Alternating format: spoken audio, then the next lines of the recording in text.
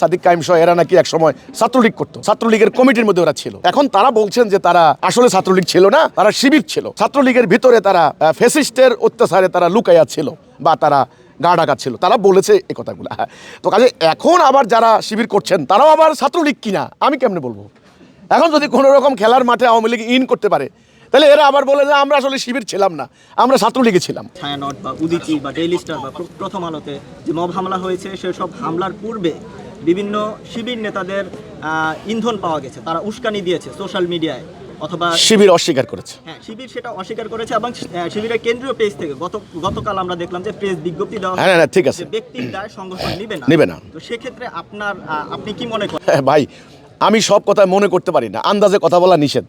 কোরআনে আল্লাহ বলেছেন, আমার কাছে কোরআন আছে, এই যে সারাক্ষণ আমি আজকে কথা বলেছি, কোরআন আছে, কোরআনে বলেছেন অনুমান করে কথা বলবো না। আমি অনুমান করে কথা বলবো না, আমার কাছে যেটা নিশ্চিত জ্ঞান। সূরা বনী ইসরাইল 17 নম্বর সূরা 36 নম্বর আয়াত, আল্লাহ বলছেন যে সম্পর্কে তোমার কোনো জ্ঞান নাই তুমি এর অনুসরণ করো না।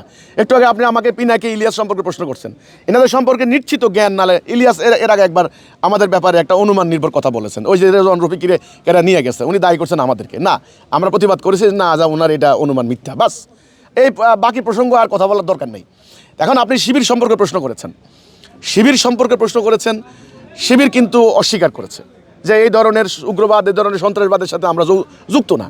কিন্তু আমরা মিডিয়াতে যেগুলো দেখতে পাচ্ছি, ঢাকা বিশ্ববিদ্যালয়ে আজকে যেগুলা ছেলেরা আছে, সাদিক কায়েম সহ এরা নাকি এক সময় ছাত্রলীগ করতো, ছাত্রলীগের কমিটির মধ্যে ওরা ছিল। এখন তারা বলছেন যে তারা আসলে ছাত্রলীগ ছিল না, তারা শিবির ছিল। ছাত্রলীগের ভিতরে তারা ফ্যাসিস্টের অত্যাচারে তারা লুকাইয়া ছিল বা তারা গা ঢাকা ছিল, তারা বলেছে এই কথাগুলো। তো কাজে এখন আবার যারা শিবির করছেন তারাও আবার ছাত্রলীগ কিনা আমি কেমনে বলবো? এখন যদি কোনো রকম খেলার মাঠে আওয়ামী লীগ ইন করতে পারে তাহলে এরা আবার বলে যে আমরা আসলে শিবির ছিলাম না, আমরা ছাত্রলীগে ছিলাম, আমরা জামাতের ডরে আমরা শিবির করতাম, এ কথাও তো বলতে পারে। তো কাজেই এই ধরনের হামলায়, সন্ত্রাসবাদী কার্যক্রমে, উগ্রবাদী কর্মকাণ্ডে আর রাজনৈতিক দলগুলি মূলত আসলে আনুষ্ঠানিকভাবে খুব, এরা তো রাজনীতি করতে করতে খুব চালু হয়ে গেছেন, কথা বুঝছেন কিনা? এরা আনুষ্ঠানিকভাবে স্বীকার করবে না, কেউই করবে না।